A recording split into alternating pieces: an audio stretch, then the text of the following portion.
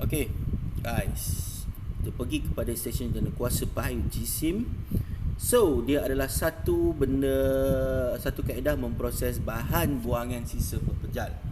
Maknanya, bahan buangan sisa pepejal contoh pertanian dan industri melalui proses pembakaran. So, sisa sampah-sampah itu dijadikan sebagai punca bahan api.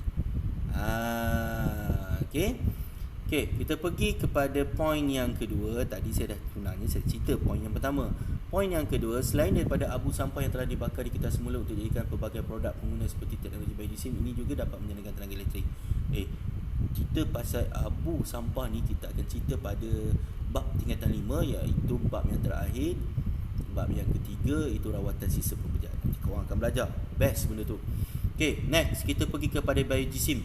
Boleh dikategorikan sebagai tenaga yang boleh diperbarui kerana bahan buangan daripada aktiviti pertanian seperti pokok dan tanaman ladang sentiasa dihasilkan.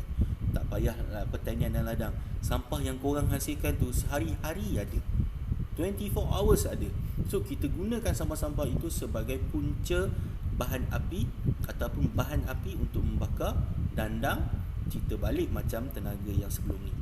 Okay, tenaga nuklear, korang belajar tenaga apa lagi, arang batu, gas asli, menggunakan bahan api yang tu habis-habis lah. Okay, sekarang ni sampah sentiasa ada. Okay, sebagai contoh dia kata, sebelum proses penanaman semula ladang kelapa sawit atau getah dijalankan, pokok yang sudah ada perlu ditebang. So pokok yang tebang tu nak buat apa? Dijadikan bahan bakar untuk teknologi biojisim. Okay, dan beberapa contoh bahan bakar yang lain adalah seperti kayu, tanaman, baja dan bahan buangan pepejal sampah.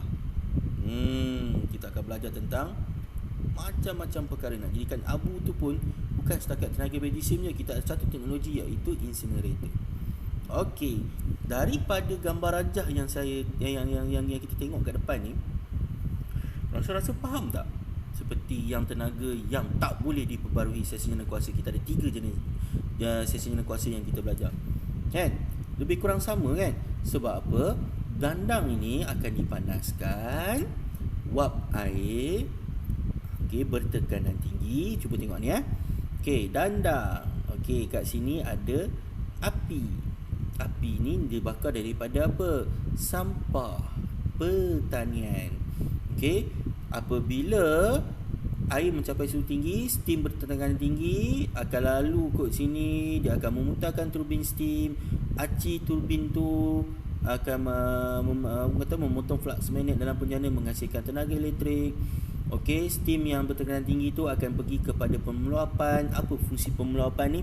Menukarkan wap air kepada cecair balik. Dan pump ini akan pump semua air-air ni masuk balik kepada dalam dandang. Kalau air tu kehilangan, tu yang digunakan ada tangki simpanan air. Okey, so kita lihat pula mesti ada gambar rajah blok. So dia ada gambar rajah blok.